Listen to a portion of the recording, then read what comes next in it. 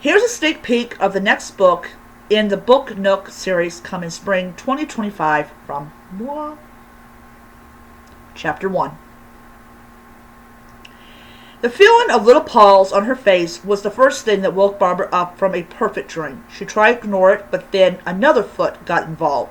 Oh, for the love of God! She poked her head out and saw 8 pairs of eyes looking at her. Furry baby faces, furry paws, furry bodies, and furry tails. It was a gang, she was sure of it. A hairy little crew that got their kicks out of demanding food. "Don't you have some little girls to terrorize?" she asked them. They yawned at that, something she hated. Sometimes she hated her life. "Okay, I'm out of bed," she said to the little furry terrors. And she slipped out of bed, got a robot, and vowed revenge on all kittens. Today was an important day for the Book Nook. It was the launch of their bookmobile. It would take books to any place in Waterhorse that needed it. You could buy books at rock-bottom prices and even donate. Many of the books she had started to accept as donations would go to the prisons.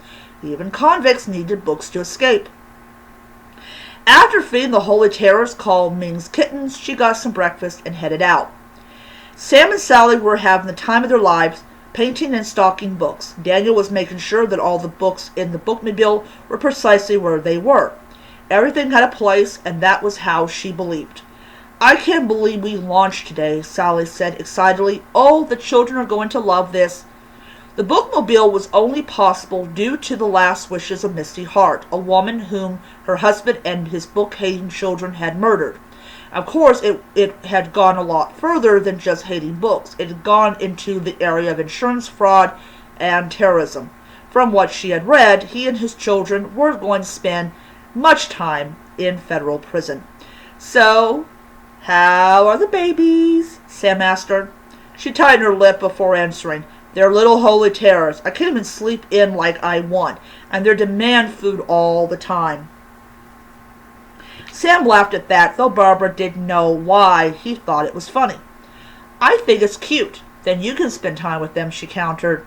As she watched, she noticed a small car approaching the curb. Before she could walk over and tell the driver that he would get a ticket, a young woman with long black hair and cream-colored skin came out. Barbara stared at her for a moment and then, "Diana?" "Hey, Mom," she said, smiling at her and then running over and allowing Barbara to hug her. "Oh, it's so good to see you again." "I'm going to agree," Barbara said. "So, what brings you here?" "Just wanted to visit, Mom," she said, "and I want to stay." Barbara had a bad feeling about this. "I'm sorry I didn't call," Diana told her mother. "I mean, I wanted to, but I just wanted to get away from home." "Honey, I thought you vowed never to leave Chicago." Her daughter sighed and said, "I had problems with my boyfriend.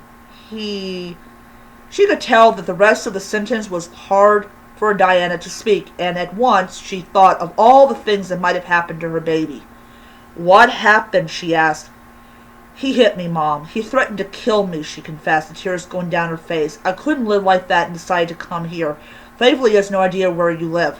"Honey, what will you do for money?" she asked. "Well, I was thinking about helping you out," she said. "I know that you want hard-working people to help you out." Barbara thought this over and said, "Do you have your CDL?" "Yes," she answered. "Why do you ask?" Barbara knew that her daughter used to be a truck driver for Pepsi for a couple of years, but she hadn't been on the road driving one since she had gotten into an accident. But she also kept her CDL up to date. "Then you're the perfect person to drive my bookmobile," she said. "Think you can do it?" "Mom, I'm so in. Does it have a cat?" That question at once made Barbara think of the perfect use for one of her kittens. Alright, that's it. That is the preview for the next book. I hope you guys enjoyed the preview, and I will see you guys around. Bye.